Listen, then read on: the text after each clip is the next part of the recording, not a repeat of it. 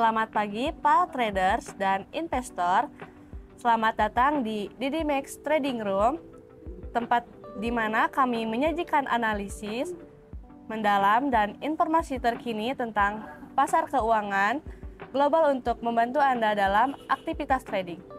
Pekan ini, kita akan membahas berbagai data ekonomi penting seperti Jerman, prelim, CPI, laporan ADP, non-frame, employment check, serta keputusan suku bunga dari Bank of Japan dan The Fed. Selain itu, kami juga akan mengeksplorasi dampak dari kunjungan Perdana Menteri Israel, Benjamin Netanyahu, ke Amerika Serikat serta ketegangan geopolitik di Timur Tengah. Semua faktor ini berpotensi mempengaruhi volatilitas pasar dan memberikan peluang trading yang menarik. Ayo kita mulai dengan analisis dari para narasumber kami, Miss Mary Putri. Apa kabar, Miss? Alhamdulillah baik. Kita langsung aja ke pertanyaannya ya, Miss. Boleh, Kak. Yang pertama ada Euro. Bagaimana ekspektasi pasar terhadap Jerman, prelim, CPI, month-to-month, dan bagaimana data ini diperkirakan akan mempengaruhi pergerakan Euro USD? Untuk Euro sendiri, ini adalah ekspektasi pasar terhadap Jerman prelim CPI month-to-month-nya. Itu adalah, ini tuh untuk melihat apakah inflasi di Jerman ini mengalami peningkatan atau penurunan. Jadi jika data CPI lebih tinggi dari perkiraan, ini bisa mengindikasi dari tekanan inflasi yang lebih tinggi yang dapat mendorong Euro Central Bank untuk mempertimbangkan kebijakan. Nah, kebijakan ini yang memperkuatnya bakal lebih ketat nih gitu. Ini kemungkinan akan memperkuat euro terhadap dolar Amerika. Nah, sebaliknya, jika data lebih rendah dari perkiraan, ini dapat menurunkan ekspektasi untuk pengetatan kebijakan moneter ECB yang bisa melemahkan euro terhadap dolar. Seperti itu. Lanjut ke USD, bagaimana dampak CB Consumer Confidence dan job opening terhadap ekonomi AS saat ini, dan apa implikasinya terhadap kebijakan moneter Fed? Oke, jadi untuk CB Consumer Confidence ini adalah indikator yang penting untuk melihat sentimen konsumen yang dapat mempengaruhi pengeluaran konsumennya sendiri. Angka yang lebih tinggi menunjukkan optimisme dan potensi menunjukkan peningkatan pengeluarannya yang dapat memperkuat pertumbuhan ekonomi. Jadi apabila jobs opening ini memberi wawasan tentang pasar tenaga kerja, termasuk jumlah lowongan pekerjaan, juga data ini akan menunjukkan peningkatan. Gitu. Jadi ini menandakan pasar tenaga kerja yang memang kuat. Nah, yang kedua, data ini juga bisa mempengaruhi kebijakan moneter Fed juga, karena angka yang kuat dapat memperkuat alasan bagi Fed untuk mempertahankan dan bahkan menaikkan suku bunganya guna mengendalikan inflasi.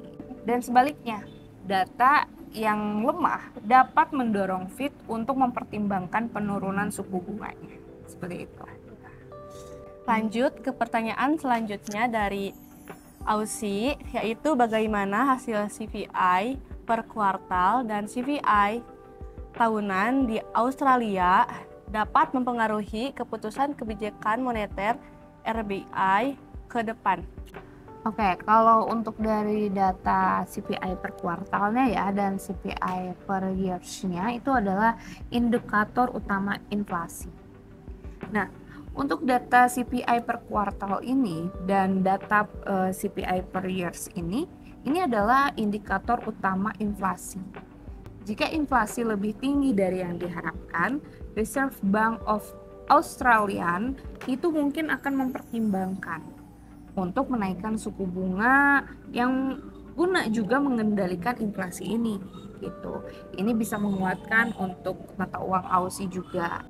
Nah, sebaliknya nih, jika inflasi lebih rendah dari perkiraan, Mungkin ini akan membuat RBA mempertimbangkan kebijakan yang mungkin lebih longgar dan juga mempertahankan suku bunga rendah untuk mendukung pertumbuhan ekonominya yang dapat melemahkan Aussie sendiri gitu. Lanjut ke pertanyaan yang selanjutnya dari DPY, yaitu meningkatkan hasil BOJ, policy rate, dan laporan kebijakan. Apakah ada tanda-tanda perubahan signifikan dalam pendekatan kebijakan moneter Jepang?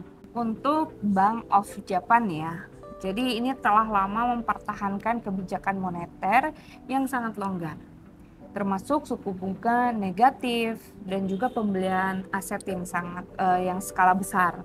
Namun, tanda-tanda perubahan mungkin terjadi jika BOJ ini mulai menyoroti risiko inflasi itu atau ketidakstabilan pasar keuangan ini sendiri. Jadi, jika BOJ mengisyaratkan potensi pengetatan kebijakan atau kenaikan suku bunga, ini akan menjadi perubahan yang sangat signifikan yang bisa menguatkan yen. Maka saat ini BOJ tetap cenderung mempertahankan kebijakan longgarnya mengingat inflasi yang masih rendah. Seperti itu. Lanjut ke pertanyaan yang selanjutnya dari USD, yaitu seberapa penting data ADP non-prime employment check dalam memprediksi laporan pekerjaan resmi AS dan bagaimana hal ini bisa mempengaruhi keputusan suku bunga Fed. Oke. Untuk dari data ADP non-farm employment change ya, sering ini dianggap sebagai indikasi awal dari laporan pekerjaan resmi. Yang lebih luas yaitu non-farm payroll atau kita sebut NFP. Meskipun tidak selalu akurat, data ini bisa memberikan gambaran tentang awal kondisi pasar ketenagakerjaan. Jadi jika data ADP ini menunjukkan peningkatan signifikan dalam lapangan pekerjaan, itu bisa mengindikasi pasar tenaga kerja yang kuat yang dapat mendorong Fed untuk mempertahankan atau menaikkan suku bunga. Sebaliknya, data yang lemah itu bisa mendukung argumen juga untuk penurunan suku bunganya. Seperti itu. Lanjut ke pertanyaan yang selanjutnya dari GBP. Apa ekspektasi dari BOY Monetary Policy Report dan bagaimana hasilnya dapat mempengaruhi pasar mata uang GBP USD? Oke. Untuk ekspektasi untuk BOE Monetary Policy Report ini adalah untuk memberikan pandangan tentang inflasi dan pertumbuhan ekonomi. Jika laporan menunjukkan kekhawatiran atau inflasi yang tinggi, ini bisa memperkuat ekspektasi kenaikan suku bunganya dan menguatkan untuk GBP-nya. Nah, sebaliknya, jika laporan menunjukkan kekhawatiran atas pertumbuhan ekonomi atau inflasi yang rendah, BOE mungkin mempertimbangkan kebijakan yang lebih akomodatif dan juga bisa melemahkan GBP. Nah, pasar mata uang GBP terhadap USD ini beraksi nih berdasarkan sinyal kebijakan moneter ini. Lanjut ke pertanyaan yang berikutnya dari CHF. Mengingat Bank Holiday di Swiss, bagaimana ketidakhadiran likuiditas CHF pada hari itu dapat mempengaruhi perdagangan dan volatilitas di pasar valuta asing? Untuk ketidakhadiran likuiditas CHF ini selama Bank Holiday yang menyebabkan volatilitas yang memang lebih tinggi dan pergerakan harga lebih tajam juga karena volume perdagangan yang lebih rendah, dan trader juga mungkin melihat spread yang lebih lebar dan juga ada pergerakan yang tidak terduga juga, terutama jika ada berita besar atau data ekonomi penting dari negara lain. Nah, ini yang akan mempengaruhi mata uang utamanya. Ini bisa menciptakan resiko tambahan juga bagi para trader yang terlibat dalam pasangan mata uang yang melibatkan CHF. Seperti itu. Lanjut, pertanyaan terakhir dari USD. Bagaimana laporan non-prime employment check dan unemployment rate di AS bisa memberikan indikasi terhadap kesehatan ekonomi AS dan arahan kebijakan Fed ke depan?